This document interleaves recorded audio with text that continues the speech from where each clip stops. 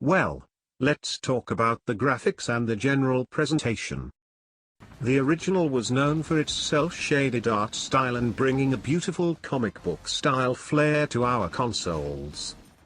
In the remake they have gone for a slightly more cartoon style, whereas I am not against it like some people have said online.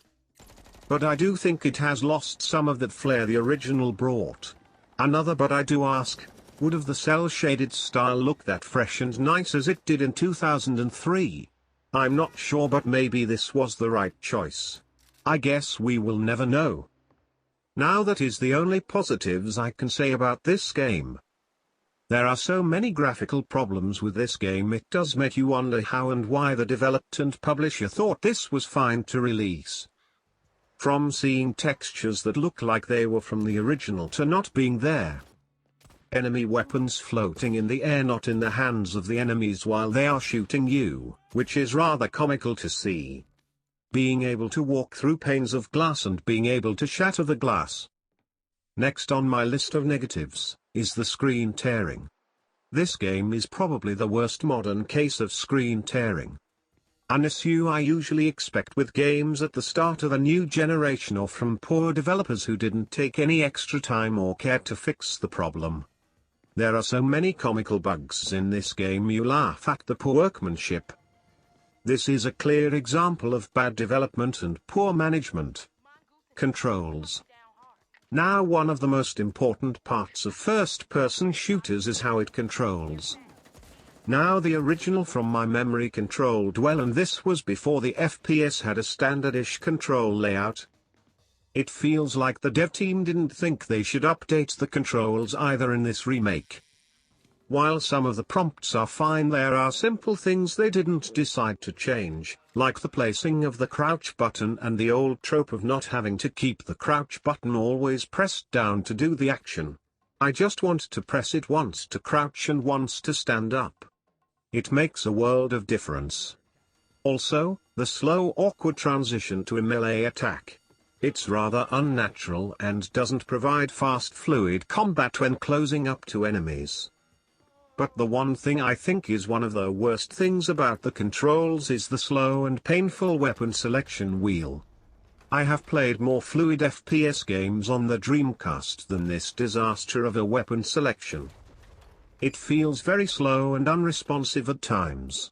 You need to have the weapon you want to equip highlighted for that extra few seconds when coming out of the menu, otherwise you will end equipping something else. Using the left and right on the D-pad to scroll through your weapons is pointless and end up going the long way round to get the weapon you want.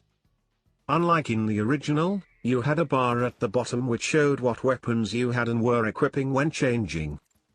Now just looking at gameplay videos of the original to get a feel for it, looks like it controls more fluidly and accurate in the original. Let's just bring up the aiming in this game. This feels sluggish in parts and fine in others, so it's hard to make up my mind whether it's me or the game that's terrible. We should mention the controlling of Agent 13 when you're swimming. Now when you are underwater it controls fine, but when you want to swim on the surface, that is where get a lot of animation issues with your character, which becomes rather comically. Well, I have had enough talking about how it controls. Let's talk about the gameplay. Original was known for being a fast-paced arcade-style FPS, which worked well for it, but in this remake, they thought that trying to keep it like for like but make it worse will be fine. Now, for the most part, the gameplay is playable, but just by a thin margin. The main problems I had with this game are the button prompts. To pick up objects, open doors and other certain actions you have to be in the correct spot, otherwise prompt to interact with it. Also, the triggering of in-game cutscenes is another slightly buggy problem. You have to be in the right area for this to trigger, otherwise you can dance right past the character that will start the cutscene. Another problem is the grappling hook. Having to hold up or down with the pressing the prompt to move and then trying swing and then trying to aim. It sounds tiring just saying that. It just doesn't work and makes these sections pain to play. One of the worst and most annoying things I found in this game is the use of ladders. Now you have to be in the right spot to press the prompt to get onto the ladder, which is a minus. Once on the ladder, you are stuck on the one-way rail. If you haven't lined yourself, you can find yourself being stuck hitting a ceiling and not being able to freely move on the ladder. Like most FPS games, is just poor performance. Now let's move on to probably one of its biggest problem, and that's performance. I have not played a game with as much frame rate issues as this suffers in a long time. There are points where you think the whole game has frozen, but then after 5 to 15 seconds it starts back up. To make a fast-paced FPS you have to have a good stable frame rate, and this is something the game does not have, and with how much the care the devs have been given it, this is something it will never have. Audio. More bugs lie with the game's audio. With having your gun's sound effects virtually disappearing to one of my favorite bugs. When I was going for the Davy Jones locker trophy where you have to drown, I found a nice spot to drown and did successfully.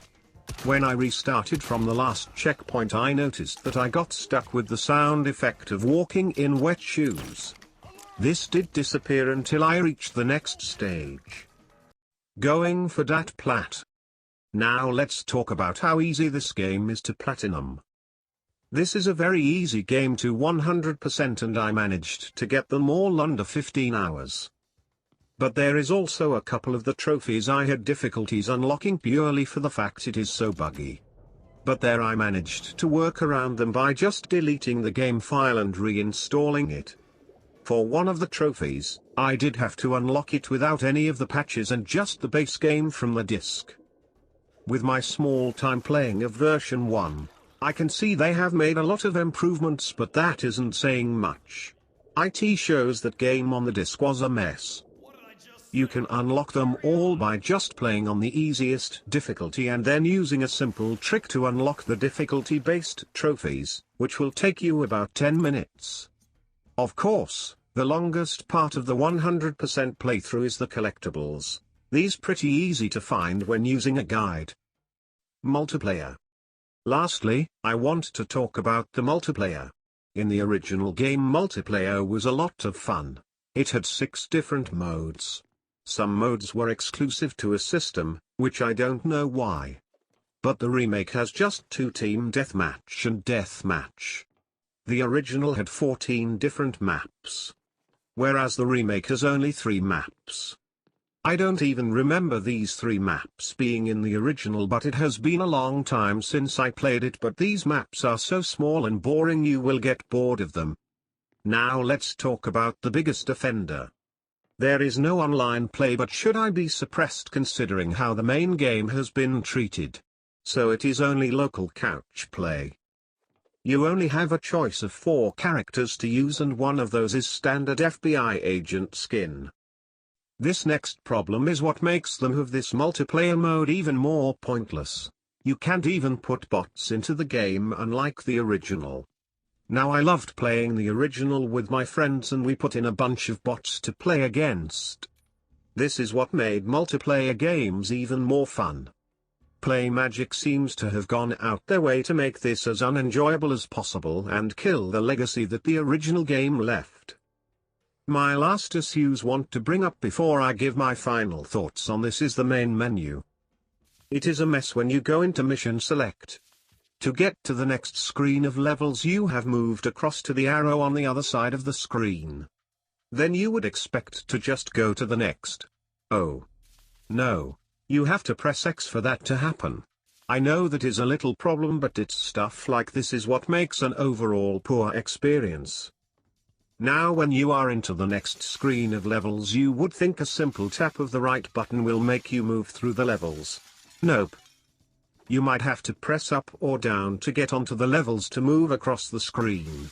Another poor control problem which you should make as easy and simple as possible. Lastly, the extras area. As you collect the collectibles through your playthrough you unlock things in this area. Now when you go into this section and move around to look at them, nothing highlights to indicate what your file or character you are on. It just makes you not want to even bother to check out any of parts of the game, as you feel like a simple action like that which doesn't get fixed at the start isn't worth your time. Final thoughts. Well, I have spoken a lot about this game as I feel like there was quite a bit to say. The bad thing is I am going purely on memory, so I know there are a lot of issues I haven't mentioned as I forgot them. I want to say I had some enjoyment out of this game, but I can't as I feel let down. After playing the original all those years ago and just waiting and wanting some sort of sequel to come out one day, we get this a remake of a game which had a ton of fans, which has now ruined their hopes of ever seeing a proper sequel to the original. This is a clear example of a developer and publisher rushing to get this game out before Christmas for some sales, instead of taking the time to make a game worthy of the original's legacy. I thought when a game was a remake they virtually remade the game. Just look at the remakes of Resident Evil 2 and 3. Those were proper remakes from the ground up. Whereas this feels like they took the original game and just updated the visuals to a certain degree and then decided to not do anything else to it. They gave this game less content than the original and made it feel clunkier. I was excited when I first heard that this was being remade. Now I feel like they should have left the game alone, and let it be one of those classic games which criminally never got a sequel or a remake. The problem is if Ubisoft had done the remake, I don't think we would be having these issues. I know there are a lot of people who don't like Ubisoft, but they would have made a better attempt at making this game enjoyable, as they know the game has to be to a certain degree of quality for it make those sales. The sad problem, I don't see anything being done to make this game what it should be. It will get these updates and it dies a horrible death. At least I can say that I managed to play through the whole game and never experienced one crash at all, which is surprising considering how much of a mess this game is.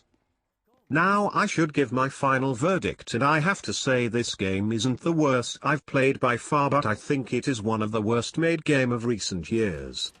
Lastly, they called this a remake, but once you play the game it feels more like a remake of a good game. So for all its issues, I can only give this game a 2.5 out of 10. Now we are done with this game, it's time to move on to the next.